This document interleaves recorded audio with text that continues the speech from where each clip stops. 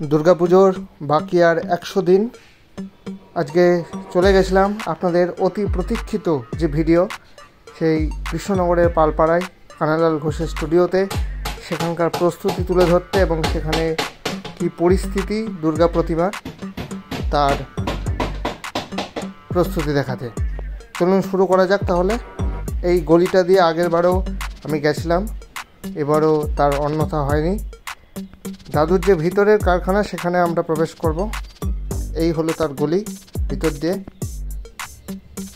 আজকের আকাশটাও কিন্তু খুব কি বলবো, পুরো মনে হচ্ছে যেন দুর্গাপুজো চলে এসছে। একদম শরতের যে আকাশ হয় যেমন, সেরকমই মনে হচ্ছে চারিদিকে। না ঠান্ডা না গরম, সেরকম একটা পরিস্থিতি এই মুহূর্তে দাঁড়িয়ে আছে।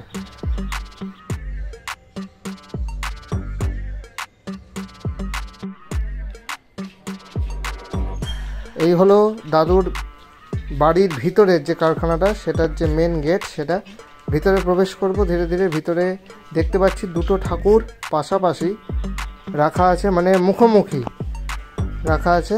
প্রথমে দেখব ঠাকুরটিকে।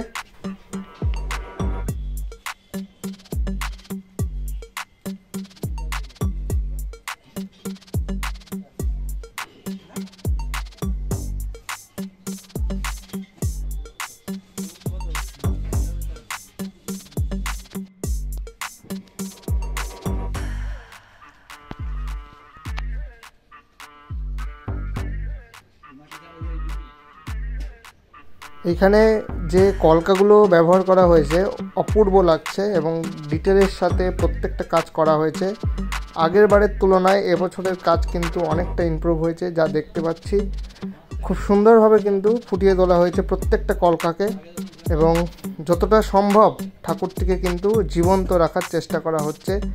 এই প্রতিমাটি যেমন দেখা যাচ্ছে যে পদ্মের উপর বসা, এবং এখানে দুর্গা প্রতিমাতেও কিন্তু অভিনবত্ব আছে। এখানে কিন্তু দেখতে পাচ্ছি মহিষ, সে কিন্তু নত অবস্থায় মাকে প্রণাম করে আছে।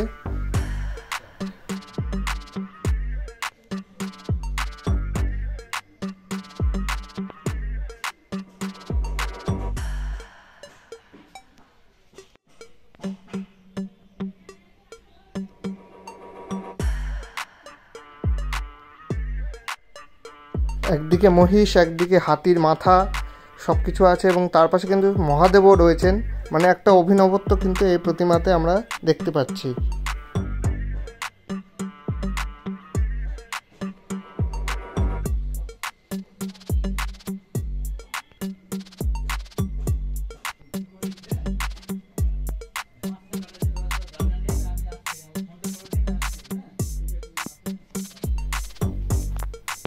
উল্টো দিকে এই প্রতিমাটিও কিন্তু খুব সুন্দরভাবে গড়ে তোলা হয়েছে।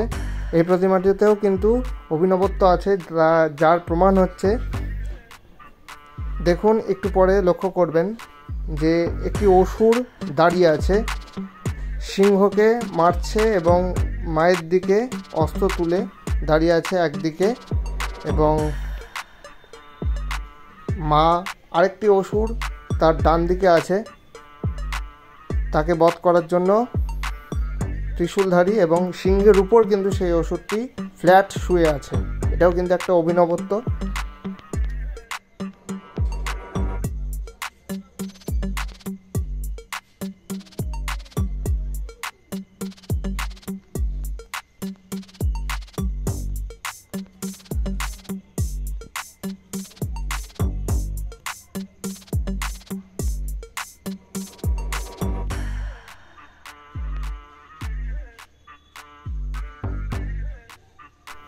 এখানে যে কার্তিক, গণেশ, সরস্বতী, লক্ষ্মী প্রত্যেকটি মডেলকে কিন্তু সুন্দরভাবে রিপ্রেজেন্ট করা হয়েছে এবং এই অসুরটি কিন্তু কার্তিকের নিচে শুয়ে আছে,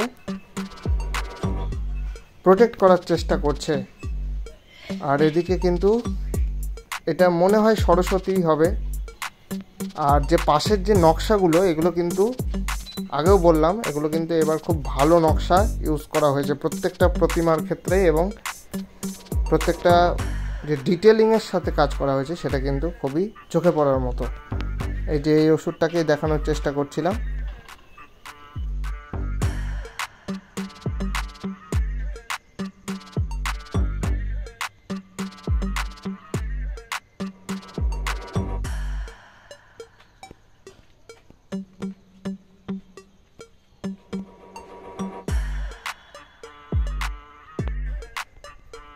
এবার একটু ভিতরের দিকে প্রবেশ করব। ভিতরে ঢুকে কিন্তু এই প্রতিমাটি আমার চোখে পড়লো প্রথম।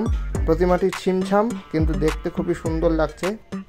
প্রতিমাটিতে দেখুন একটি অসুরের ব্যবহার করা হয়েছে এবং সিংহের পায়ের কাছে কিন্তু একটা বড় মহিষের মাথা আছে।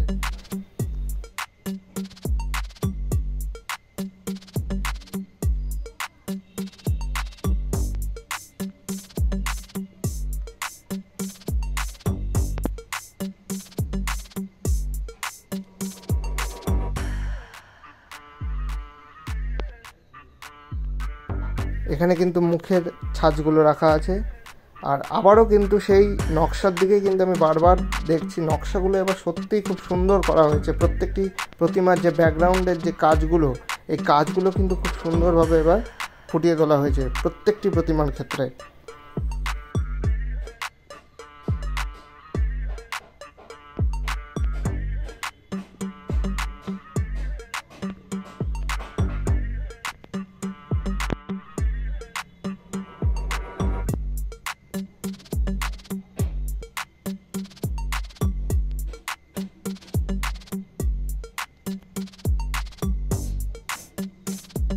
আর এখানে কানাই দাদুর যে সিগনেচার অর্থাৎ যে সিংহ, সেই সিংহ কিন্তু প্রত্যেকটি সুন্দরভাবে করে তোলা হয়েছে।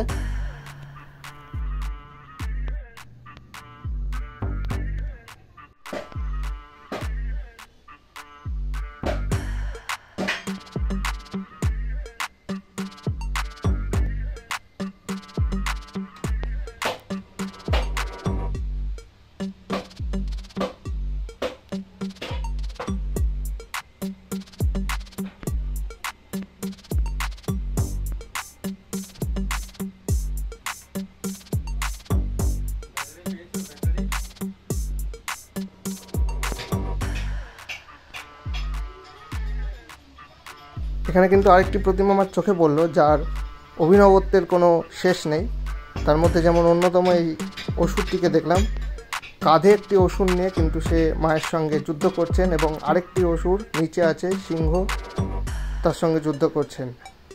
এই মডেল আমরা আগেও দেখেছি, কমেন্ট করে জানাবেন কোথায় দেখেছি এই মডেল। আগে আমি দেখিয়েছি ভিডিওতে। যাই হোক, এই একটি প্রতিমা এবং এই প্রতিমাটি কিন্তু বাংলা মুখের একটি প্রতিমা, কিন্তু এতক্ষণ পর আমি দেখলাম, সুন্দর লাগলো। প্রতিমাটি এখনও ইনকমপ্লিট আছে, কমপ্লিট হওয়ার পর তো এরপর ভিডিও আসবেই, কারণ এটা প্রথম ভিডিও এই বছরের দুর্গাপুজো প্রস্তুতির। এই যে আরও ভালো করে দেখে রাখুন, এই হলো সেই প্রতিমা, ঘাড়ে অসুর দেওয়া। আর এই প্রতিমাটি যে ডিটেলিং আবারও দেখাচ্ছি, সুন্দরভাবে কিন্তু গড়ে তোলা হয়েছে প্রত্যেকটি ডিটেলিং এবং নকশাগুলো।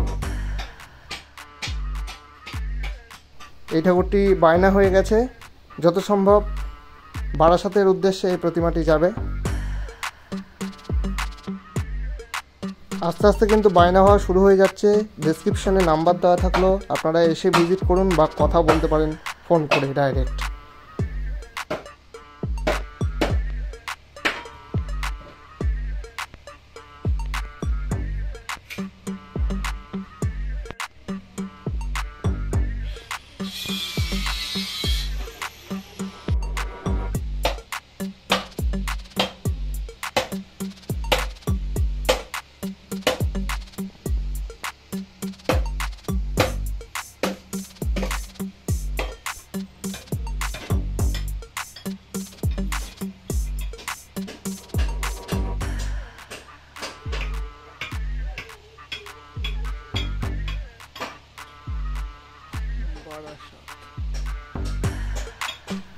এখানে আরও প্রতিমার কিন্তু কাঠাম বাঁধা হচ্ছে এবং অনেক প্রতিমা নতুনভাবে তৈরি করা হচ্ছে।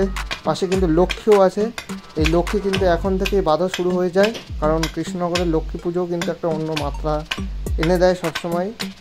আর লক্ষ্মীর কিন্তু এখানে কাঠাম প্রায় কমপ্লিট, এরপরে মাটি দিতে হবে।